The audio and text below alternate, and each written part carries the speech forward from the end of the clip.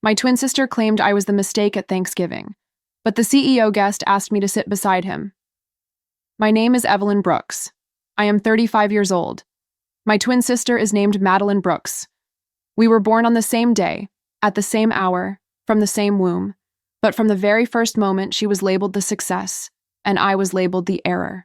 What I'm about to tell you is how I went from being invisible to finally being seen, and how my family was shocked when they realized who I had become all along.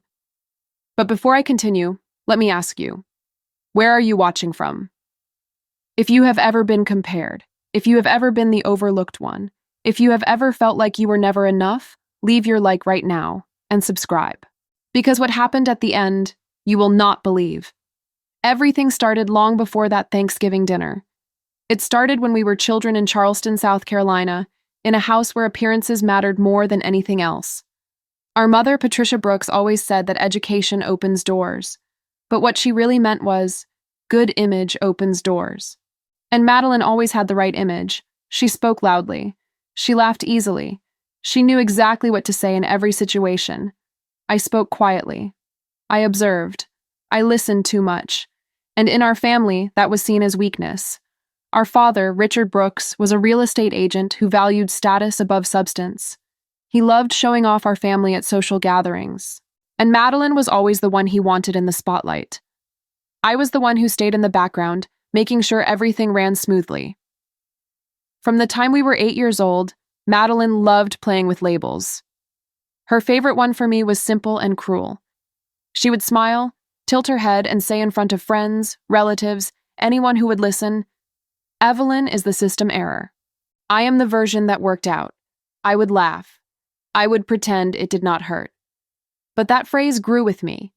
It rooted itself deep inside my chest, and every time she said it, I believed it a little more. When we were 16, we both applied to the same colleges.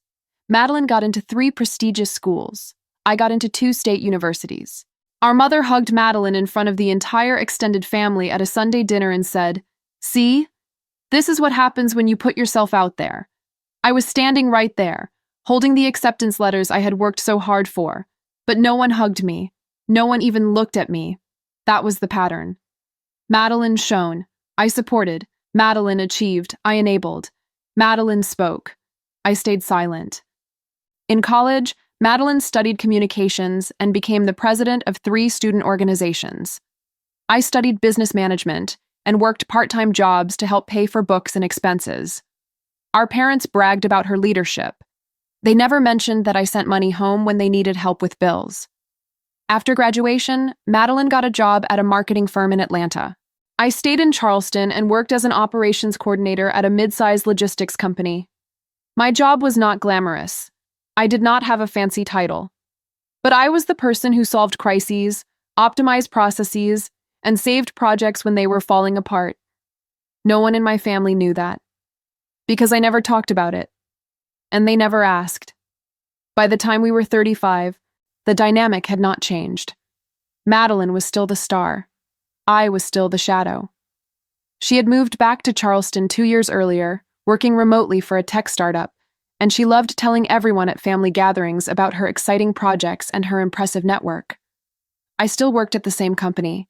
I had been promoted twice, but my title was still modest. Assistant Director of Operations. It did not sound impressive. So I did not bring it up. Then came the Thanksgiving that changed everything. Our father had invited an old acquaintance to dinner, Jonathan Hale. He was the CEO of a growing technology logistics company, someone respected and discreet, known for valuing people over speeches. My father wanted to impress him. He wanted to show off the perfect family. Madeline went into full performance mode the moment she heard Jonathan was coming. She bought a new dress, she rehearsed stories, she practiced her laugh, she was ready to dominate the conversation. I did what I always did. I stayed in the kitchen. I helped my mother prepare the meal. I set the table. I made sure everything looked perfect. When Jonathan arrived, he was not what I expected. He was in his early 50s, with graying hair and calm eyes. He greeted everyone politely, but he did not seem interested in small talk. He seemed more interested in observing. We sat down for dinner. My father was at the head of the table. My mother was at the other end. Madeline sat directly across from Jonathan. positioned perfectly to control the conversation. I sat 3 seats down, next to my uncle, almost invisible as always. The conversation flowed easily. Madeline was brilliant. She told stories about her work, about her travels, about her opinions on industry trends. Jonathan listened, nodded, asked a few questions, but I noticed something. He was not captivated. He was polite, but not impressed. Then, in the middle of dinner, Jonathan turned to me and asked casually, "And you, Evelyn, what do you do?" It was such a simple question, but it felt like a spotlight had suddenly turned on me. Everyone looked at me. I opened my mouth to answer, but before I could say a word, Madeline laughed. It was that specific laugh, the one she used when she wanted to dismiss me in front of others. She leaned forward, smiled at Jonathan, and said, "Oh, she is kind of the mistake of the family. Always been quieter, you know." We joke that she came with a defect. There was a pause. A few people at the table laughed uncomfortably. My mother looked down at her plate. My father cleared his throat and changed the subject. I felt the ground disappear beneath me. This was not a joke. This was a public declaration of erasure, in front of a guest, in front of someone my father wanted to impress. And no one corrected her. No one defended me. I looked down at my hands. I felt my face burn. I wanted to disappear. I wanted to leave the table. But I stayed frozen. Then Jonathan did something unexpected. He did not laugh. He did not move on. He looked at Madeline with a calm, serious expression and asked, "Mistake in what sense?" Madeline hesitated. For the first time, she seemed uncertain. She tried to soften it. "Oh, just a way of speaking. She does not like to be in the spotlight." Jonathan nodded slowly. Then he stood up. He picked up his plate and his glass. He walked around the table. He pulled out the empty chair right next to him. And he looked directly at me and said, "Then come sit here next to me, Evelyn. People who do not need the spotlight are usually the ones holding everything together." The silence was absolute. My father froze mid-bite. My mother stared at Jonathan in shock. Madeline's face went pale. And I, for the first time in my entire life, felt seen. I stood up slowly. I picked up my plate. I walked to the chair beside Jonathan and sat down. Not out of revenge, out of dignity. And that was the moment everything began to change. For the rest of that dinner, I sat next to Jonathan Hale and had the first real conversation I had experienced at a family gathering in years. He did not ask me surface-level questions. He did not treat me like background noise. He asked me what I actually did at my job. He asked me what challenges I faced. He asked me what I thought about logistics in the current market. And I answered. Honestly, without shrinking myself, without apologizing for existing. I told him that I had been working as assistant director of operations for 8 years. I told him that I managed teams, optimized supply chain processes, resolved crises before they became disasters. I told him that my job was not glamorous, but it was essential. I told him that I had saved my company from 3 major project failures in the last 2 years alone, but no one outside the company knew, because I did not advertise it. Jonathan listened, really listened. He nodded. He asked follow-up questions. He treated me like someone who mattered. And that simple act of respect cracked something open inside me that I did not even know was closed. Across the table, Madeline was trying to regain control of the conversation. She kept interjecting with comments about her work, her network, her accomplishments, but Jonathan only gave her polite nods before turning his attention back to me, and I could see it in her face, the discomfort, the confusion, the loss of power. My father tried to redirect the conversation several times. He asked Jonathan about business trends. He asked about investments. But Jonathan kept his focus on me. He asked me if I had ever considered moving to a larger company. He asked me if I had thought about strategic roles in corporate planning. I told him the truth. I told him that I had thought about it, but I did not think I was qualified. I did not have the right degree. I did not have the right network. I did not have the right image. Jonathan looked at me with something close to disappointment and said, "Evelyn, you are doing the work. You just do not have the title. That is not a reflection of your ability. That is a reflection of who has been telling your story." Those words hit me harder than I expected. Because he was right. I had been letting other people tell my story my entire life, and they had told it wrong. After dinner, the family moved to the living room for coffee and dessert. I stayed in the kitchen to clean up, as I always did, but this time, Jonathan followed me. He leaned against the counter and said, "You do not have to do this, you know." I looked up from the sink. "Do what?" "Disappear," he said.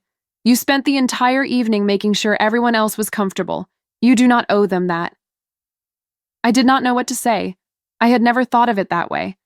Helping had always been my role. It was what I was good at. It was how I stayed safe. Jonathan handed me his business card. He said, "I am serious about what I said at the table. If you are ever interested in exploring other opportunities, reach out to me. I know people who value what you do, and I know companies that need someone like you." I took the card. I stared at it. I felt something unfamiliar rising in my chest. Hope. Possibility. The terrifying idea that maybe I was not the mistake after all. When I walked back into the living room, Madeline was sitting next to my mother, talking loudly about a project she was working on. But when she saw me holding Jonathan's card, her expression shifted. She smiled, but it did not reach her eyes. She stood up, walked over to me, and said quietly, "So, what did he want?" "Just talking," I said. She tilted her head, still smiling. "You know he was just being polite, right? That is what successful people do. They are nice to everyone." I looked at her, really looked at her, and for the first time I did not feel small. I felt clear. I said, "Maybe.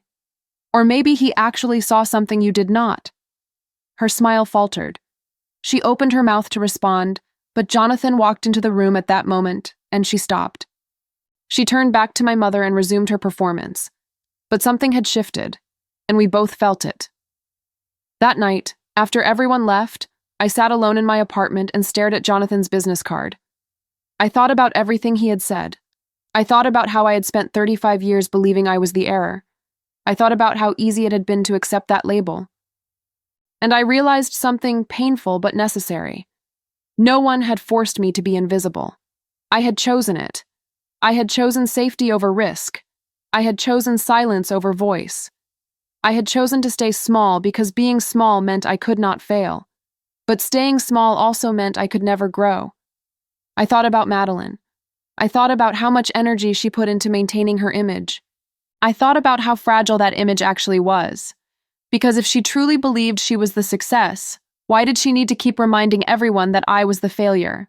Why did my existence threaten her so much? The answer was obvious. She needed me to be the mistake so she could be the masterpiece. My invisibility was not my flaw. It was her foundation. And I was done being her foundation. The next morning, I called the number on Jonathan's card. A professional assistant answered and scheduled a meeting for the following week. I did not tell my family. I did not tell Madeline. This was mine. When I arrived at Jonathan's office the following Tuesday, I was nervous. I had rehearsed what I would say 100 times. But when I walked in, Jonathan greeted me warmly and said, "I am glad you called. I have been thinking about our conversation." We talked for over an hour. He asked me detailed questions about my work, my strategies, my goals. He asked me what I wanted, not what I thought I deserved. And I told him the truth. I told him I wanted to do meaningful work. I wanted to be in a role where my contributions were valued. I wanted to stop being invisible. He nodded and said, "I cannot offer you a job at my company right now. We do not have an opening that fits your skills. But I know someone who does. A colleague of mine runs a mid-sized company that is expanding rapidly. They need someone who can manage complex operations and build systems that actually work. I think you would be perfect for it." He made a call right there in front of me. He spoke to his colleague, a woman named Dr. Sharon Mitchell, and he described my work in a way that I had never heard anyone describe it. He called me strategic. He called me essential. He called me exactly the kind of person they needed. When he hung up, he handed me Dr. Mitchell's contact information and said, "She wants to meet you. Do not undersell yourself, Evelyn. You are not the mistake. You are the solution that no one recognized." I left his office feeling something I had not felt in years. I felt powerful. Not loud, not showy, but solid. Real. Valuable. And I knew that no matter what happened next, I would never let anyone call me a mistake again. 2 weeks after that meeting with Jonathan, I had my interview with Dr. Sharon Mitchell. She ran a consulting firm that specialized in operational strategy for growing companies.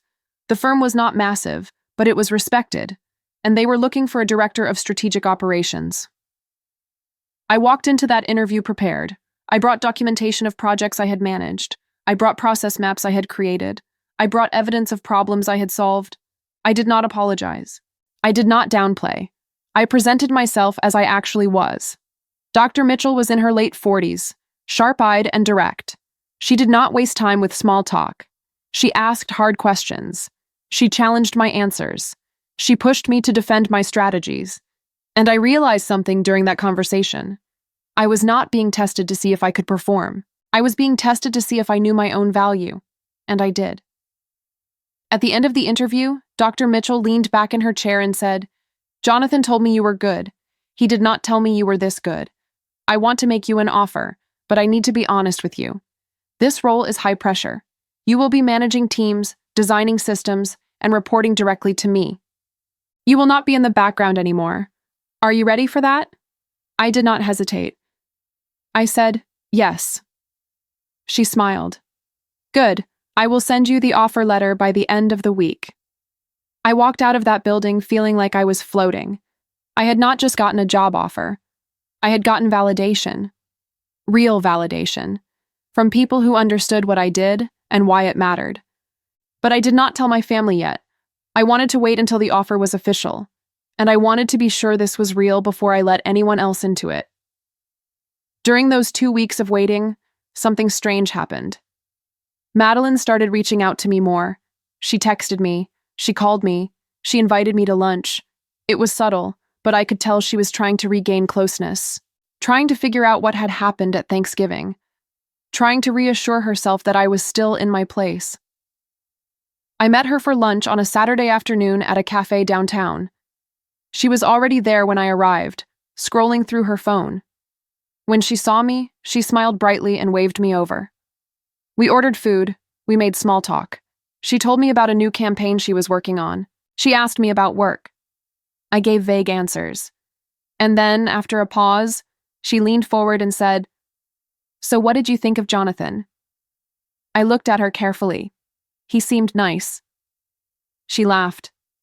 "Yeah, he was polite. I think Dad was hoping he would be more interested in investing or partnering or something, but he seemed kind of distracted, you know?" I did not respond. I just waited. She continued. "I mean, it was nice of him to talk to you. I think he felt bad after what I said. You know I was joking, right?" I met her eyes. "Were you?" She blinked. "Of course. It is just something we have always said. It is not serious." I took a breath.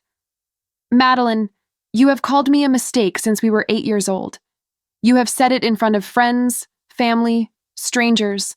You have said it so many times that I started to believe it. So no, I do not think it was a joke." She looked genuinely surprised. I did not realize it bothered you that much, and that was the thing. She truly did not realize, because she had never thought about how her words affected me. She had never considered that I had feelings that mattered. I was just the backdrop to her performance. I said, "It did bother me. It still bothers me, but I am done letting it define me." She looked uncomfortable. She shifted in her seat. She said, "Well, I am sorry if I hurt you. I did not mean it like that." I nodded. I accepted the apology, but I did not forgive the pattern, because an apology without change is just words. We finished lunch. She hugged me goodbye. She said we should do this more often. But I knew we would not, because I was no longer playing the role she needed me to play. The offer letter came 3 days later. It was everything Dr. Mitchell had promised: a significant raise, a real title, a position where my work would be seen and valued. I accepted immediately. I told my parents the following weekend. I drove to their house on Sunday afternoon. I found them in the living room reading the newspaper and watching television. I sat down and said, "I have some news." My mother looked up. "What is it?" "I got a new job," I said. "Director of Strategic Operations at Mitchell Consulting Group. I start in 2 weeks. My father put down his newspaper. He looked confused. You are leaving your current company? Yes. Why? Because I was offered a better opportunity. My mother frowned. Is this because of what happened at Thanksgiving? I kept my voice calm. This is because someone recognized what I do and valued it. And I realized I deserved that. There was a long silence. My father finally said, Well, congratulations. My mother added, I hope you know what you are doing. I did. For the first time in my life, I knew exactly what I was doing. Madeline found out through my mother.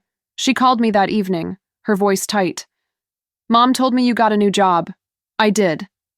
Why did not you tell me? I did not think I needed to. There was a pause. She said, Is this because of Jonathan? Did he get you this job? I said, He introduced me to someone who had an opening, but I got the job because I earned it. She laughed, but it sounded forced. Well, good for you. I am happy for you. But she was not. I could hear it. She was threatened. Because if I was no longer the mistake, what did that make her? 3 weeks later, Jonathan invited my entire family to a corporate networking event his company was hosting. It was a formal evening event at a downtown hotel. My father was thrilled. He saw it as a sign of respect, an acknowledgement of our family's social standing. Madeline was excited. She saw it as another opportunity to shine. I was nervous, because I knew this event was not just a social gathering, it was a stage, and for the first time, I was not going to be backstage. On the night of the event, I wore a simple but elegant black dress. I did my hair. I put on minimal makeup. I did not try to compete with Madeline. I just tried to look like someone who belonged. When we arrived, the ballroom was filled with professionals, executives, and business leaders. Jonathan greeted us warmly. He shook my father's hand. He complimented my mother. He smiled at Madeline, and then he turned to me and said, Evelyn, I want you to meet some people. He walked me across the room. He introduced me to 3 executives from different companies, and every time he said the same thing. This is Evelyn Brooks. She is one of the sharpest operations strategists I know. If you ever need someone who actually understands how to make things work, she is the person to call. I felt my face flush, but I did not shrink. I shook hands. I made eye contact. I spoke about my work with confidence. Madeline watched from across the room. I could see her standing with my parents, smiling politely, but her eyes kept darting toward me. She was realizing something. This was not her stage anymore, and she did not know how to handle it. Halfway through the evening, Jonathan asked if he could have everyone's attention. The room quieted. He stood at the front near a small podium and began speaking about the importance of recognizing real talent, the kind of talent that does not demand attention, but consistently delivers results. Then he said something that made my heart stop. He said, I want to publicly acknowledge someone here tonight. Evelyn Brooks recently joined Mitchell Consulting Group as their Director of Strategic Operations. I had the privilege of meeting Evelyn a few weeks ago, and I can tell you this. She is exactly the kind of professional every company needs. Someone who understands how things actually work. Someone who builds systems that last. Someone who leads without needing a spotlight. The room applauded. People turned to look at me. I felt my face burn, but I also felt something else. Pride, real, honest pride. Jonathan continued. If anyone here is looking for someone who can transform operations, streamline processes, or solve problems no one else can figure out, I encourage you to connect with Evelyn. She is the real deal. More applause. I smiled. I nodded. I accepted the recognition. And across the room, I saw Madeline. She was clapping, but her smile was frozen. My mother looked shocked. My father looked confused, as if he were trying to reconcile the daughter he thought he knew with the person being honored in front of a room full of professionals. After the speech, several people approached me. They asked for my contact information. They asked about my work. They treated me like someone who mattered. And I realized that this was what it felt like to be seen as valuable, not as a supporting character, but as a lead. Later that evening, I found myself standing near the bar, taking a moment to breathe. Madeline appeared beside me. She ordered a drink and then turned to me with that familiar smile. The one that used to make me feel small. She said, "That was quite a speech." I nodded. It was kind of him. She laughed lightly. "You know, I did not realize you were doing such important work." I looked at her. "You never asked." She paused. Then she said, "I guess I always thought you were happy where you were." "I was not happy," I said calmly. "I was safe. There is a difference." She took a sip of her drink. She looked uncomfortable. She said, "I really am sorry, you know, for everything." I believed she was sorry. But I also knew that her sorrow was not about hurting me. It was about losing control of the narrative. It was about realizing that she was no longer the only one people paid attention to. I said, "I know you are. But sorry does not erase 35 years, Madeline. It just acknowledges them." She looked at me with something close to vulnerability. She said, "I do not want us to be like this." Like what? Distant, cold. I thought about that. I thought about what it would take to rebuild a relationship with her. And I realized that I was not interested in going back to how things were. I was only interested in moving forward into something new, something equal. I said, "I do not want to be distant either. But I also will not go back to being invisible. If we are going to have a relationship, it has to be one where we both matter, not just you." She looked down at her glass. She nodded slowly. Okay. I did not know if she truly understood, but I had said what I needed to say. The rest was up to her. Over the next few months, my life changed in ways I had never imagined. I started my new role at Mitchell Consulting Group. The work was challenging, but I thrived. I managed teams, designed strategies, solved complex problems, and for the first time, I was recognized for it. My name was on reports. My ideas were presented in meetings. My voice was heard. Dr. Mitchell became a mentor. She pushed me, challenged me, and trusted me with responsibilities I had never been given before. She told me once, "You know what I love about you, Evelyn? You do not need validation to do excellent work. You just do it. That is rare." I started building my own network. I attended industry events. I connected with other professionals. I stopped hiding my expertise. And the more visible I became, the more opportunities came my way. My relationship with my family shifted slowly. My father started asking me about my work. My mother stopped dismissing my achievements. They were not perfect. They still favored Madeline in subtle ways, but they could no longer pretend I did not exist. Madeline and I maintained a polite distance. We texted occasionally. We saw each other at family gatherings. But the dynamic had changed. She no longer made jokes at my expense. She no longer called me the mistake. And when she talked about her work, she did not do it to overshadow me. She did it because she was genuinely proud of it. One afternoon, about 6 months after that Thanksgiving dinner, Madeline called me. She sounded different, quieter. She said, "Can we meet for coffee?" I agreed. We met at the same cafe we had gone to months earlier. But this time, the energy was different. She did not perform. She did not deflect. She just sat across from me and said, "I have been thinking a lot about what you said, about how I made you feel, and I need you to know that I did not see it at the time. I really did not." I listened. She continued, "I think I was so focused on being enough, on being the successful one, that I needed you to be less. Because if you were just as good as me, or better, then what did that say about me?" I said, "It would have said you are both good. It would have said we are both valuable." She nodded, tears in her eyes. "I know that now, and I am really, truly sorry. Not just for the joke at Thanksgiving, but for everything. For all the years I made you feel like you did not matter." I felt something loosen in my chest. This was different. This was not an apology to make herself feel better. This was an apology that acknowledged real harm. I said, "Thank you. That means a lot." She wiped her eyes. She said, "I do not expect us to be close right away, but I would like to try, if you are willing."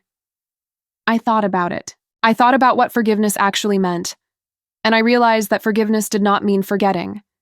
It meant choosing not to let the past define the future. I said, I am willing to try, but it has to be different this time. She nodded. I know. We talked for over an hour. We talked about our childhood. We talked about the pressure she felt to be perfect. We talked about the pain I felt being invisible. We talked honestly, without pretense, and for the first time in our lives, we saw each other as whole people, not as roles in a family script. When I left that cafe, I felt lighter. Not because everything was fixed, but because I had finally stopped waiting for someone else to validate my existence. I had done that myself, and that made all the difference. 1 year after that Thanksgiving dinner that changed everything, I was sitting in my office at Mitchell Consulting Group reviewing a proposal when my assistant knocked on the door. She said, "Dr. Mitchell wants to see you." I walked down the hall to her office, wondering what this was about. When I entered, she gestured for me to sit. She smiled and said, "I have been watching your work over this past year, Evelyn. You have exceeded every expectation. You have built systems that are now being used as models for other departments. You have mentored junior staff who are thriving under your guidance, and you have brought in 3 new clients through your network." I said, "Thank you. I have loved the work." She leaned forward. "I am not telling you this just to compliment you. I am telling you this because I want to offer you a promotion. Senior Director of Strategic Operations. You will oversee all operational consulting across the firm. You will report directly to me, and you will have equity in the company." I stared at her. I had not expected this. I had hoped for growth, but this was beyond what I had imagined. She continued, "You have earned this, Evelyn, not because someone handed it to you, but because you built it. Do you accept?" I smiled. I said, "Yes, absolutely yes." She stood and shook my hand. "Welcome to the leadership team." I walked out of her office feeling like I was glowing. I had gone from being invisible to being indispensable. And it had happened because I finally stopped accepting the label someone else had placed on me. That evening, I called my parents and told them about the promotion. My father said, "Congratulations, that is a real accomplishment." My mother said, "I am proud of you, Evelyn. I really am. It was not perfect. It was not a grand apology for all the years of neglect, but it was something. It was acknowledgement. And that was enough." I also called Madeline. She answered on the second ring. I told her about the promotion. There was a pause. Then she said, "Evelyn, that is amazing. I am so happy for you." And I believed her, because her voice did not have that tight edge anymore. It had warmth. It had sincerity. She said, "You know what is funny? I spent so many years trying to be the impressive one. But I think you were always the impressive one. I just could not see it." I said, "We are both impressive, in different ways." She laughed softly. "I am still learning that. But I am trying." We talked for a while longer. We talked about her work, about her struggles, about her hopes. And I realized that she was finally seeing me as a person, not as a prop in her story. And I was seeing her not as my tormentor, but as someone who had been just as trapped by family expectations as I had been. When Thanksgiving came around again, my parents hosted dinner just like they always did. But this year was different. This year, when I arrived, I did not go straight to the kitchen. I walked into the living room. I greeted the guests. I stood with confidence. Madeline was there. She hugged me when she saw me. She said, "You look great." I said, "So do you." We sat at the table together. My father said grace. My mother served the food. And when the meal began, I did not sit at the far end. I sat in the middle, next to my uncle, across from Madeline. I was not invisible. I was present. Fully, completely present. At one point, my father raised his glass and said, "I want to make a toast. To family. And to both of my daughters who have made me proud this year in ways I did not expect." It was not everything. It was not a full reckoning. But it was acknowledgement. And it was more than I had ever gotten before. Madeline caught my eye and smiled. A real smile. And I smiled back. After dinner, I stood on the porch looking out at the Charleston evening. The air was cool. The street was quiet. I thought about the girl I had been a year ago, the one who believed she was the mistake, the one who stayed small to keep everyone else comfortable. She was gone. In her place was someone who knew her value, someone who spoke up, someone who took up space, not because someone gave her permission, but because she gave herself permission.